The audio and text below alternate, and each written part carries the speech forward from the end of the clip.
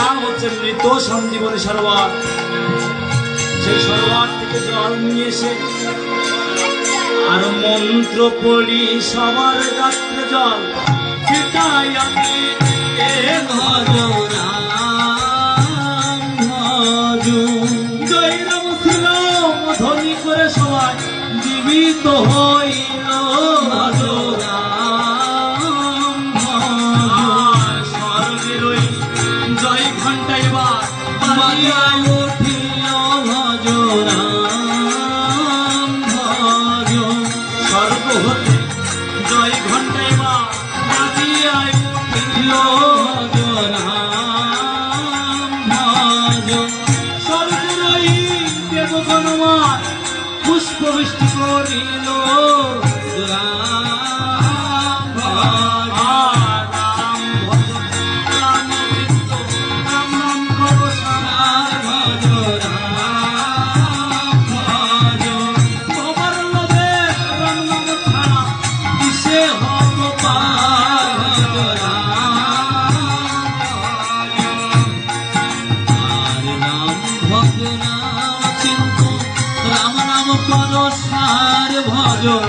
আইবার কমাও তোমায় তো লোভ আমার নামে রাম নাম করি করি করো সার ভজ রাম ভজ রাম চিন্ত রাম নাম করো সার ভজ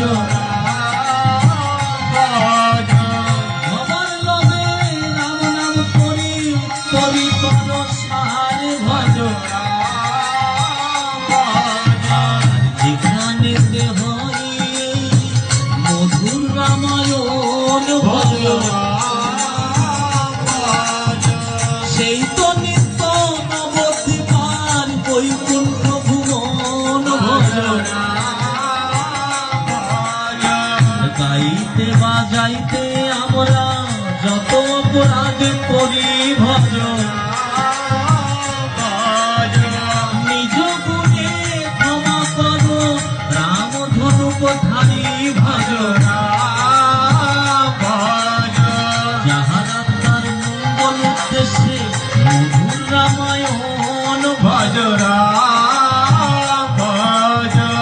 অবিলম্বে বৈকুণ্ঠে যেন করেন গমন ভজ রাম ভজ রাম চিন্ত রাম নাম করো সার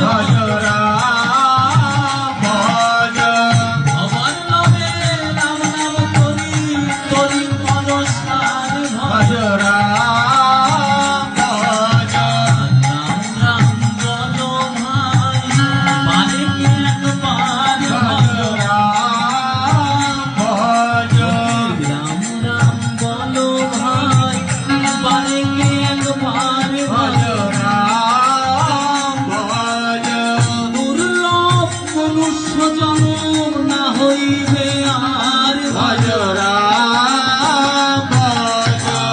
এমন মধুর নাম নাম রে ভাই নৌলে রন্ধে রন্ধে ভজ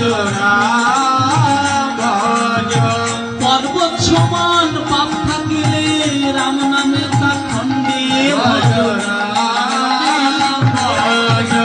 যেখানেতে হয় মধুর রামায়ণ ভজ সেই তো নিত্য নবদ্বীপার বৈকুণ্ঠ ভুবন ভজ রাম ভজ রাম চিন্ত রাম নাম সার ভজ রাম ভজ এমন মধুর মানব জনম না হইবে আর ভজ রাম ভজ রাম চিন্ত রাম নাম করো সার ভজ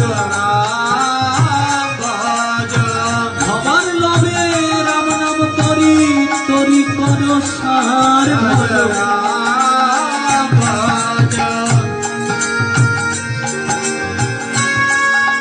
অসীমের যোগ্য লীলা কি শেষ হয়েছে? শেষ করলেই যাবে। হ্যাঁ রামচন্দ্র জীবিত হয়ে মহামুনি বাল্মীকির কাছে জিজ্ঞাসা করলেন, গুরুদেব, আমরা ওই যে বালকদ্বয়ের সঙ্গে যুদ্ধ করলাম, ওই বালকদ্বয় কে? বলে, সে পরিচয় দিতে আমি তোমার এখানে আসিনি রাম। ওই নাও তোমার যোগ্য বর্ষ, বর্ষ লইয়ে তুমি দেশে ফিরে যাও, যে তোমার যোগ্য পূর্ণ করো। যদি কোনোদিন প্রয়োজন বোধ করি, আমি নিজে উপযাজক হয়ে তোমার কাছে দিয়ে তোমার পরিচয় দিয়ে আসবো। ওই বালকের পরিচয় দিয়ে আসো, উপযাজক হয়ে। রামায়ণে বলা হলো, অশ্বমেধ যজ্ঞের পরে মহামুনি বাল্মীকি গিয়েছিলেন, অর্থাৎ যজ্ঞের শেষের দিকে।